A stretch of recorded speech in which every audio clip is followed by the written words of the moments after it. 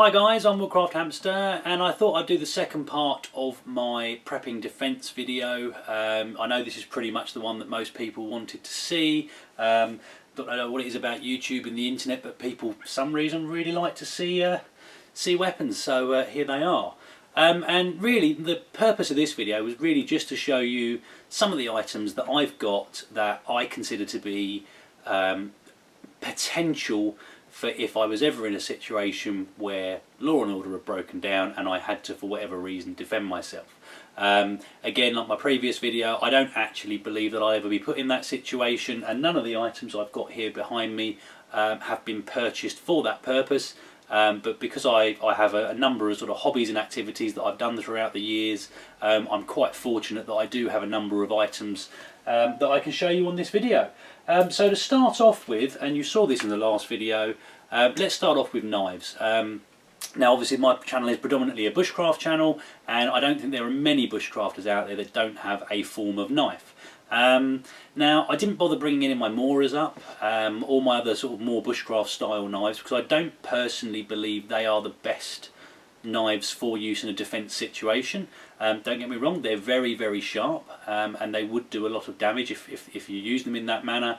But I've got a couple here that I'll show you that I think are probably a little bit better suited. Now this one, which I say you've seen before, is my SE6, and as I said before, it's quite an aggressive looking knife. And that's you know, in a defence situation, that kind of thing is to your benefit, because if you are in a situation where you're close enough to need to defend yourself with a knife, and you pull something like this out, and again, give you a bit of an example, if you're standing sort of quite close by to somebody and they can see this waving around in their face, that will hopefully put a lot of people off. Because again, you need to bear in mind, in a scenario you know, that you're preparing for, whatever it may be, I'm going on the basis here that you're having to defend yourself because there is no emergency services, there's no law and order for whatever reason, and everyone has just been left to defend or to fend for themselves. Now in that scenario, if you are injured or somebody else is injured, we don't have the normal luxury of calling an ambulance, going to a hospital, going to a doctor, getting patched up, getting professional help. So the rationale, at least in my mind, is that people, as much as people are going to take more risks, and they're going to be people who say, right, well, there's no one around to stop me doing things now, I'll do what I like, I think people are also going to be more conscious that if they are injured, they're not going to get the help that they would normally get. So again, if you come out with a small little knife and you're kind of waving it around trying to defend yourself, people are going to look at that. I'm not saying they wouldn't necessarily respect it, but something a little bit larger like this I think would give them pause for thought. Same way as this knife here. Again, this is, what is this? I think it's my Cold Steel OSS. Had this for a while. Not really a bushcraft knife by any means. It was something I got a while ago when I used to collect things like this. And again, having this kind of waved around in front of me to sort of fend somebody off, you know, it's definitely going to give you pause. It's a very aggressive looking knife. And you know, it would definitely do a lot of damage. But I think looking like this, it's more of a military style knife. And I think it would just cause people to take a step back maybe, and sort of think, is what I'm doing really worth it? And then finally, I mean, I've got dozens of these kind of things kicking around. As I say, I used to collect them. This is just a little, who's this made by? Smith & Wesson. It's a little boot knife. But again, even though it's small, it's quite an aggressive looking knife. You know, the difference between this and maybe a kitchen knife or a carving knife or something like that is that it does look very aggressive. And as I said before in my previous video, if you're even considering using a knife to defend yourself with, then get some sort of training. You know, I know it's not available for everybody, and some people are not into that kind of thing. But you know, my personal recommendation would be definitely get some training. I mean, even down to things like this. Now this is my Spyderco Paramilitary 2. Again, it's not the most aggressive looking of knives, but it's certainly a little bit more so than sort of a normal standard locking blade. And again, in order to use this, you know, I'm fairly confident that I could prevent this from being taken away from me. That's not to say that, you know, there's not somebody out there who has had more training, which isn't difficult, than me. But you know, that's just my view on it. You know, if you're going to use anything as a weapon, at least know how to use it. So moving on from short knives, what I want to show you next is this. Now this is a machete. It's a parang style machete. It's got a big heavy blade on it. And the benefit of things like this, maybe above a knife, is twofold. So basically you've got longer reach, so I can keep myself further away from the person trying to hurt me, and you know, even if I'm just sort of trying to keep them at bay, you know, this works really well for that. The other benefit of this one in particular, because of the heavy blade, if I do land a blow, you know, if it gets to a situation where I genuinely have to try and fight for my life, smaller knives, you know, you can catch a glancing blow, you know, you can maybe score somebody's skin with it but not actually do any debilitating damage. Something like this, get a good strike with this, you get someone's arm, you get someone's leg, you get the chest or the back or something like that, you're going to do at least some form of injury. Certainly in an arm and a leg you could very, very well prevent that limb from carrying on being used. Which, you know, I don't really like to sort of, you know, admit it, but that is what you're doing. You know, you are trying to disable the person that is attacking you as quickly as possible with as little risk to yourself as you can. So something like this, you know, you get a good hit in, and potentially, you know, you take out someone's arm, let's say, you know, you put it out of commission, that person is immediately at a disadvantage. And then secondly, on a very, very similar vein, and this was something that was bought for me by a friend who knew I was into this kind of thing. Again, it's made by Cold Steel, and it's a machete. However, it's been styled to look like a Roman gladius. Now, to be honest, for its intended purpose as a machete, this is actually a really abysmal tool. You know, you can cut really, really light brush with this and that's it. But what you do have is this very, very fine double-edged point. And this is extraordinarily sharp. And see, with something like this, and again, going back to sort of talking about the martial arts side of things, I used to do what was termed as Western martial arts, historical martial arts. Basically, it was the use of swords, daggers, those kind of things. So I do have a very basic knowledge of how to use this. Again, I was by no means an expert in it, but something like this I would be reasonably comfortable to use in a defence situation.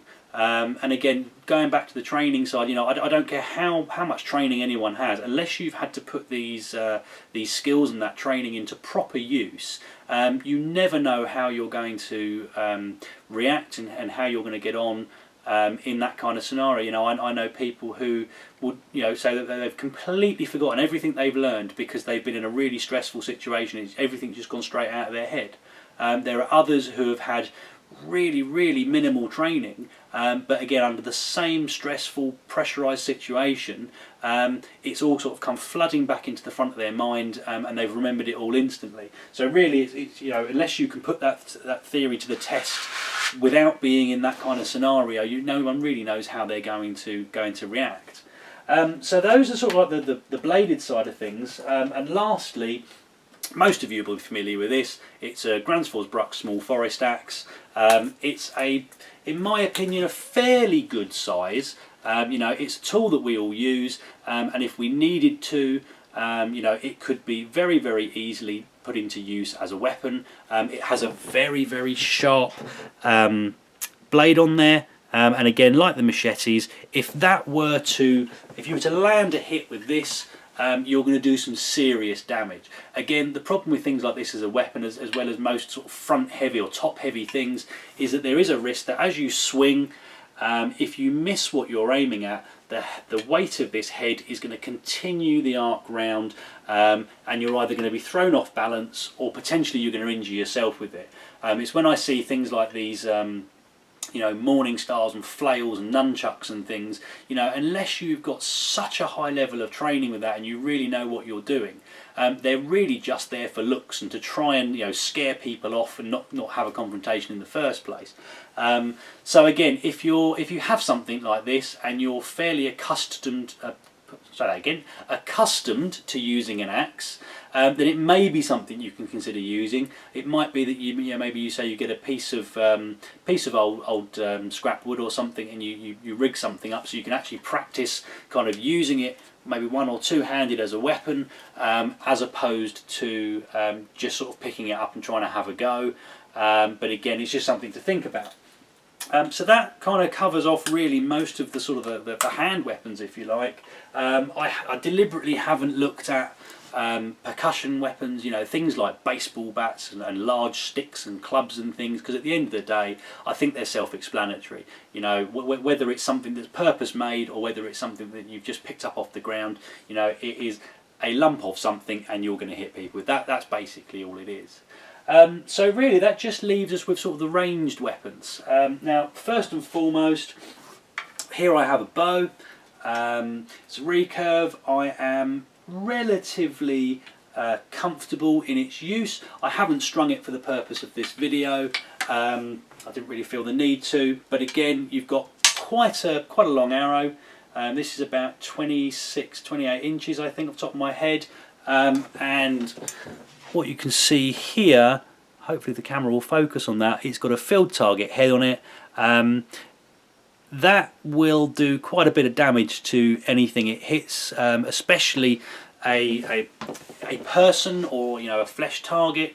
You know, I don't really feel the need to go and buy you know, hunting broadheads and things. I don't hunt with a bow in the UK, and it seems a little bit of a waste to go out and spend extra money on something that I don't really need. But again, you know, this bow, I can generally hit things up to about 50 yards with this with reasonable accuracy. And you know, if I needed to, if there was somebody that was trying to attack me or had been chasing after me or whatever it was, or someone was trying to attack my home and I had to sort of stand in, you know, the upstairs bedroom window, I would be able to, you know, generally hit most targets with this. At least I think I could. You know, I've never been under a stressful situation where I've had to try that for real. But again, this is a pretty good ranged weapon. Obviously it's quite slow firing, and again, as I said in my previous video, because I'm in the UK, firearms are very difficult to come by over here. You know, I have shot for a number of years. I used to shoot competitively. I don't do so anymore. I don't have a firearms license anymore because it's just too difficult to do it. You know, when I was shooting at a club, you know, I had rifles at the club that I could use, and you know, there was no point in trying to get a license to allow me to keep them at home. So moving on from the bow, we have this. A lot of people will be familiar with these. This is a pistol crossbow. They're great fun. I really enjoy using this. However, I do not consider it a defence weapon. Some people do, and that's fine if you want to, you know, bank your life on that. But what we have here is a bolt. For those that don't know, if you're using a crossbow, it fires bolts, not arrows. And this is a little steel-tipped bolt. Hopefully the camera's focusing okay on that. And basically, this will, I don't know, this would probably penetrate a 1/4 inch of ply at 10, 15, 20 feet, something like that. Now, I've never shot this at a person. I've never shot this at an animal. I generally wouldn't even consider doing so. But I have shot this at a lot of softer targets. I've shot it at wood. I've shot it at you know, a box filled with stacked up newspapers, and you really don't get very much penetration. So as a weapon for defence, it may well be that doing this and pointing this at somebody who's looking to cause you harm may well stop them from attacking you in the first place. So as a you know, a preventative measure, it may well work. The problem is if you fire this at somebody who is wearing, say, a thick leather motorcycle jacket. I haven't tested the theory, but I don't think this would penetrate, and if it did, it certainly wouldn't do a great deal of injury. Now yes, you could get a lucky shot, you might get somebody in the throat, you might get them in the eye, that's fine, but my accuracy is certainly not that good, especially under pressure, and I doubt many people's are. So again, if you're looking to buy something specifically for defence, I would steer away from this. However, on a separate sort of side note, if you're looking to buy something to have a lot of fun in your garden with and play around with, these are very, very good, so I do recommend them for that. And that moves me on to its big brother. Now this is a hunting crossbow. I've owned this for close on to 20 years. I bought this at the time I was really big into collecting weapons. I mean, I still buy one every now and again if I see something that's a little bit unusual or what have you, but you know, back when I was a lot younger, everything like that, I was really into. The benefit of having this, and again, as I say, you point this at somebody and they're generally going to back away. You know, it's a very menacing looking weapon, and the benefit of this as opposed to the pistol version is that it fires a bolt that's much bigger. Just about get that in shot. Similar to the arrow for my bow, they kind of got field target tips on. Now these bolts, I've done a little bit of experimenting with these over the years, and from about 30 yards I can get this bolt to penetrate through 2 inches of ply. I've shot these into tree stumps where I've literally had to cut the tree stump apart to get this out. They are designed for hunting sort of medium-sized game, boar and deer and that kind of thing, and I know that if I was, not that I would want to, but if I ever had to shoot this at a person, it would do considerable damage. Not only the penetration of the bolt, but also the shock that comes with it would generally put somebody down.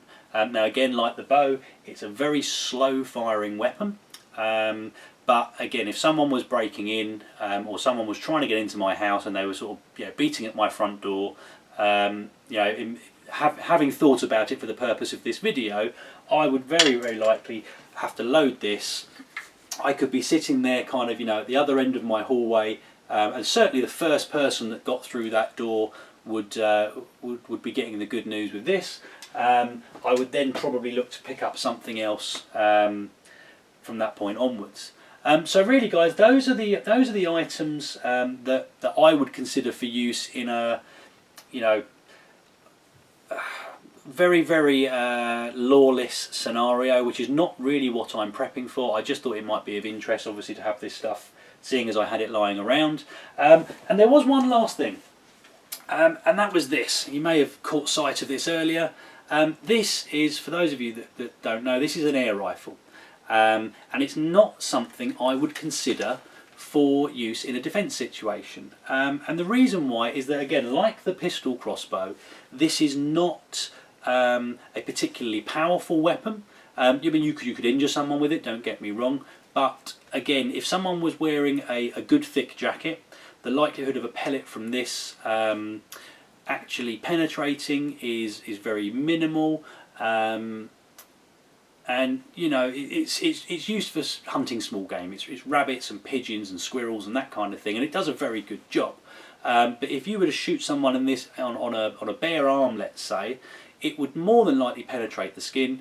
It wouldn't do any significant damage as far as defending yourself. That person may get it stuck in their skin, they may then go off, and 3 or 4 days later it may have got infected and it will get worse and they'll have real trouble.